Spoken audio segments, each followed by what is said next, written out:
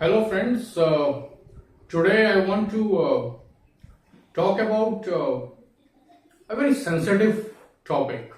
So this is not specifically a technique that I give you almost every week, but this is about the Jyotisha itself. Okay, so one very confusing thought with many people is Jyotisha, that is Indian astrology. Okay, I am very clear about the word that I am using, friends. I am not using the word astrology, I am using the word Jyotisha, specifically Indian astrology. So when I use astrology today, it by default would mean it is the Jyotisha. Okay, so is astrology part of the Vedas? Yes or no? No diplomatic answers. Yes or no? Yes, I don't like diplomatic answers where we want clarity. The answer is no, friends. Answer is no. Then what about this Vedic Jyotish and all that stuff? Vedic astrology? Well, people have used this phrase. I also use in common language. But if someone asks me, and I'm honest enough to tell you, and clear enough to tell you, with no uncertain terms, that astrology as such, the Jyotisha as such, is not part of the Vedas. Now, what is Vedas? Vedas is the core of our philosophy, how things are, the complete understanding of this universe, the foundation of how we understand this world. That is contained in Vedas, and the information that is there was realized by ancients in very high state of meditation. That is the core of what we are and what we believe in. Believe as in actually existing according to the Vedic thought, how the world works, how the universe works. That is Vedas. It's very complicated, right, to understand? Yes, I also think so. That is why, to make it easier for us common men and women, we have Vedangas. Vedangas, literally translated, the parts of Vedas. Actually, it would mean the limbs of Vedas. And Jyotisha is one of the Vedangas. So how do we reconcile this thing? What is our Vedas, the core of Vedas? That is, there are four Vedas, right? Rig Veda, Yajur Veda, Samaveda, Atharva Veda, right? There are four Vedas, and astrology is not contained in any of those Vedas. But there are six Vedangas,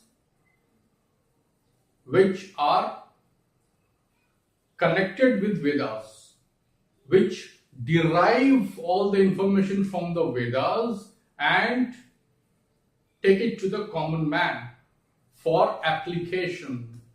Application, guys. The knowledge in Vedas can't be used directly by you or me. It's not for us. We are not in that high state of consciousness to understand that. Forget implementing it. Forget using it. So, the six Vedangas, they take Vedas to common man. So, are they part of Vedas? No, they are not. Are they about Vedas? Of course, yes. A resounding yes. An emphatic yes. Jyotish is the Jyoti means light, okay? In Sanskrit, it's the light of the Vedas. Otherwise, Vedas is just kind of something which is out of reach of common person. It's the futuristic vision of Vedas. In that sense, the way we practice it. How to understand this for the relationship between Vedas and Vedangas? Okay, how to understand that?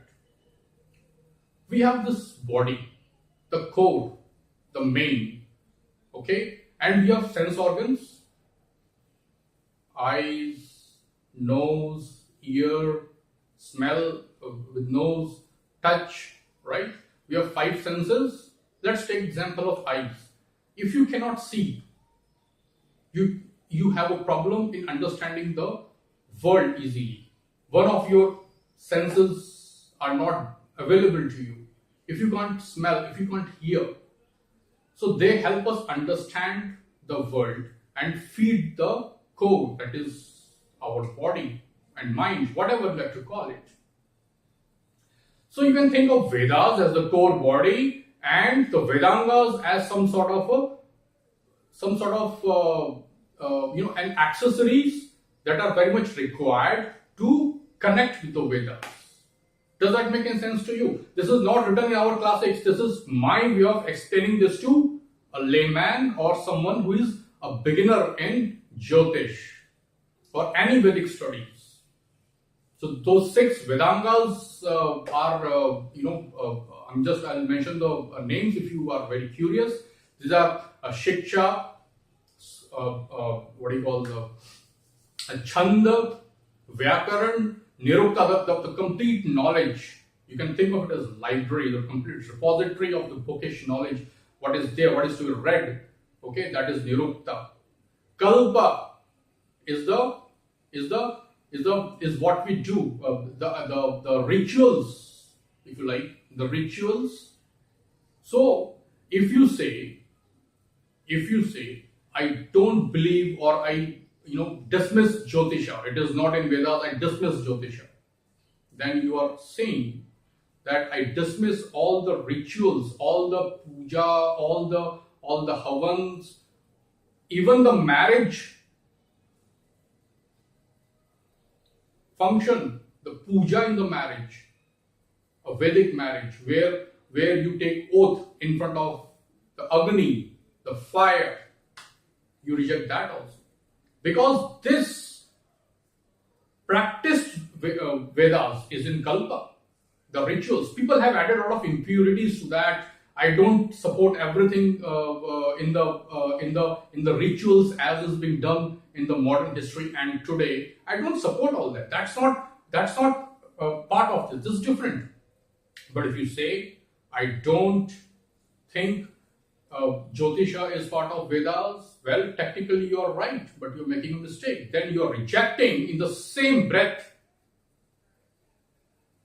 all the rituals that you do, every puja, every havan, every yagna, every home that you do, every worship that you do, you are rejecting literally the way you worship, the way you reach out to God.